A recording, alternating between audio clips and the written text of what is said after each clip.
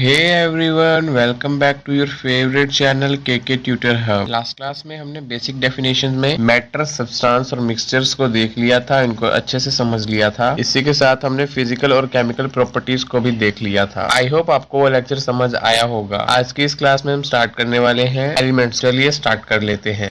What are elements? Elements क्या होते हैं? पर्टिकुलरली एलिमेंट पर जाने से पहले हम कंपाउंड्स की कुछ एग्जांपल्स देखेंगे। आप ये सोच रहे होंगे कि सर हमें तो एलिमेंट्स के बारे में ही नहीं पता, तो आप हमें कंपाउंड्स क्यों पढ़ा रहे हो और क्यों समझा रहे हो और क्यों बता रहे हो? पहले तो आप उसका टेंशन नहीं लो, मैं आपको कंपाउंड्स भी क्लियर करवाऊंगा, लेकिन एलिमेंट्स को समझने के लिए आपको कंपाउंड की एग्जाम्पल लेनी पड़ेगी। तो चलिए स्टार्ट करते हैं।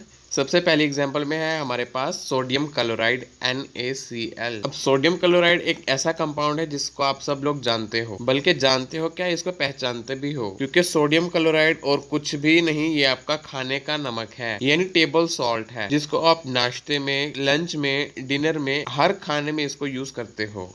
तो सोडियम क्लोराइड आपका एक कंपाउंड है। इसी तरह अगली एग्जांपल हमारे पास है carbon dioxide. Carbon dioxide gas है। आपको पता है कि जब हम सांस लेते हैं तो ऑक्सीजन अंदर लेके जाते हैं जिस्म में, और जब सांस बाहर निकालते हैं तो उसके अंदर कार्बन डाइऑक्साइड को बाहर निकालते हैं। तो कार्बन डाइऑक्साइड गैस भी एक कंपाउंड है।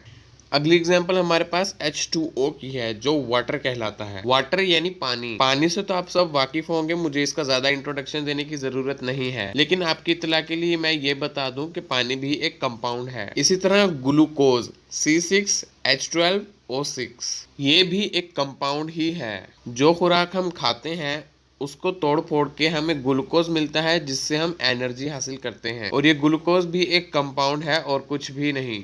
अब यहाँ सवाल ये पैदा होता है कि टॉपिक तो हमारा था एलिमेंट्स, लेकिन हमने कंपाउंड्स की एग्जांपल्स क्यों ली?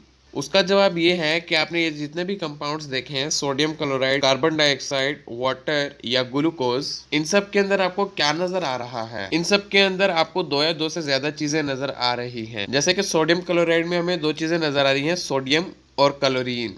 इसी तरह कार्बन डाइऑक्साइड में भी कार्बन और ऑक्सीजन नजर आ रहे हैं, और वाटर के अंदर हाइड्रोजन और ऑक्सीजन नजर आ रहे हैं। ग्लूकोज की बात करें तो उसके अंदर भी कार्बन, हाइड्रोजन और ऑक्सीजन पाए जा रहे हैं। तो ये सारी चीजें, सोडियम, ये क्लोरीन, ये कार्बन, ये ऑक्सीजन और ये हाइड्रोजन, ये सब क्या है प्यारे बच्चों? ये और कुछ भी नहीं, यही एलिमेंट्स हैं। आई होप आपके माइंड में एक थोड़ी सी पिक्चर बनी होगी कि एलिमेंट्स किस चीज कहते हैं, कि जो कंपाउंड्स होते हैं वो एलिमेंट्स से ही मिलकर बने होते हैं। आई होप इतनी बात आपको क्लियर हो चुकी होगी।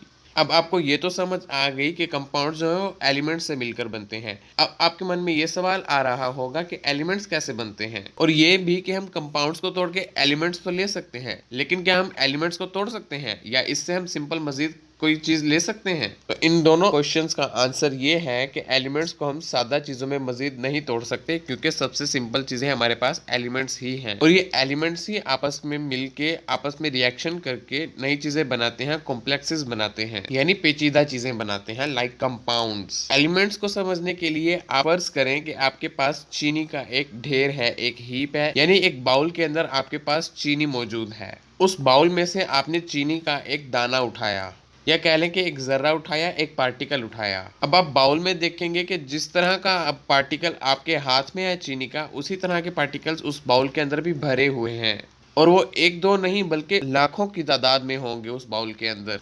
आप ये भी देख सकते हैं कि जो खसूसियात उस दाने की होंगी, चीनी के दाने की, जो आपके हाथ में है, वही उन सब की भी होंगी जो उस चीनी के बाउल के अंदर पड़े हुए हैं। यानी उस दाने की स्ट्रक्चर, उसकी साख्त और उसका टेस्ट, उसकी हर चीज बिल्कुल उनसे मिलती जुलती होगी जो चीनी के दाने बाउल के अंदर पड़े हुए हैं।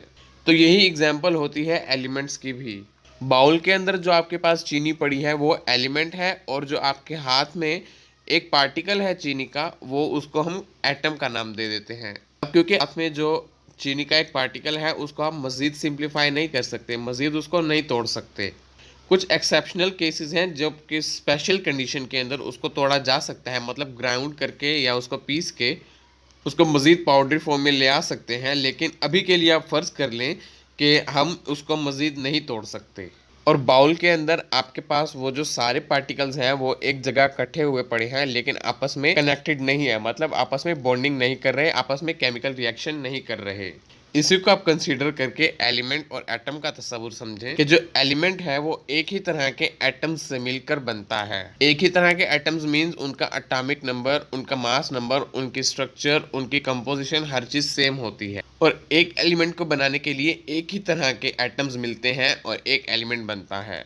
क्योंकि हमने लास्ट लेक्चर में देखा था कि एलिमेंट्स जो हैं वो सब्सटेंसेस हैं, और सब्सटेंसेस क्या होता है, प्योर मैटर होता है। इसीलिए एलिमेंट्स एक ही किस्म के एटम्स से मिलकर बनेंगे, यानी प्योर होंगे। इनके अंदर किसी भी दूसरे एलिमेंट की या एटम की मिलावट नहीं होगी। इसी की बेस पे एलिमेंट की जो डेफिनेशन आपकी बुक में दी गई है उसी को हम स्टडी कर लेते हैं कि element is a substance which is made up of. Element ऐसा सब्सटेंस है जो कि बना हुआ है किससे, chemically identical atoms having same atomic number, यानी ऐसे एटम्स से मिलकर जो केमिकली एक जैसे हैं और उनका एटॉमिक नंबर भी सेम है। अब यहाँ पे जो वर्ड आइडेंटिकल है उसका एक और डीप मीनिंग है। एक लफ्ज होता है सिमिलर, यानी उससे मिलता जुलता, और एक दूसरा लफ्ज है आइडेंटिकल, यानी हूबहू बिल्कुल उसके जैसा। तो एलिमेंट्स में जो एटम्स होते हैं वो आइडेंटिकल होते हैं, हूबहू एक जैसे होते हैं, सिमिलर नहीं होते, मिलते जुलते नहीं होते, बिल्कुल आइडेंटिकल होते हैं, बिल्कुल हूबहू एक जैसे होते हैं। दूसरा पॉइंट इसकी डेफिनेशन में ये है कि elements can not be decomposed into simple substances bye simple physical और केमिकल मेथड्स, यानी हम एलिमेंट्स को सिंपल सब्सटेंसेस में मजीद नहीं तोड़ सकते। एलिमेंट्स ही सबसे सिंपल हैं और ये एलिमेंट्स ही होते हैं जो मिलकर मजीद कॉम्प्लेक्सेस बनाते हैं, यानी कंपाउंड्स बनाते हैं और मिक्सचर्स वगैरह बनाते हैं। इसी के अंदर एक और पॉइंट छुपा हुआ है कि इसको हम सिंपल फिजिकल और केमिकल मेथड से डिकम्पोज नहीं कर सकते। इसका मतलब ये है कि अगर हम कोई एडवांस लेवल का कोई मेथड यूज करें तो हम इसको डिकम्पोज कर सकते हैं, लेकिन वो एडवांस लेवल का मेथड क्या है जिससे हम एलिमेंट को डिकम्पोज कर सकते हैं उसको हम आगे चल के 10th क्लास के अंदर पढ़ेंगे। अभी के लिए आप यही कंसीडर करके चलें कि एलिमेंट को हम मज़ीद डिकम्पोज नहीं कर सकते, मज़ीद सिंपल नहीं बना सकते, क्योंकि एलिमेंट्स जो हैं हमारे पास सबसे सिंपल सब्सटेंसेस एलिमेंट्स ही हैं। अब इसकी एग्जांपल्स की बात कर लेते हैं। अब तक जो जाने जाते हैं एलिमेंट्स उनकी तो कुल तादाद 118 है, यानी नेचर के अंदर 118 एलिमेंट्स पाए जाते हैं, जिनमें से 92 नेचुरली अकरिंग है, यानी कुदरती तौर पर पाए जाते हैं, और 26 एलिमेंट्स ऐसे हैं जो मैन मेड है, यानी आर्टिफिशियल है, यानी उनको इंसानों ने बनाया है।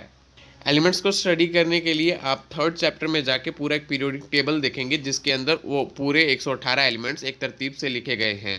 लेकिन अभी एग्जाम्पल के तौर पर हम देख लेते हैं हाइड्रोजन, कार्बन, ऑक्सीजन, नाइट्रोजन, ये सब के सब एलिमेंट्स हैं। के साथ ही हमारा आज का लेक्चर एंड होता है। आई होप आपको एलिमेंट्स का कंसेप्ट क्लियर हो गया होगा। अगर इस लेक्चर में आपको कोई कंफ्यूजन हो या कुछ समझ ना आ रहा हो तो फील फ्री टू कमेंट। अगले लेक्चर में मजीद हम इसी एलिमेंट्स के बारे में ही डिस्कस करेंगे। तब तक के लिए अल्लाह हाफिज।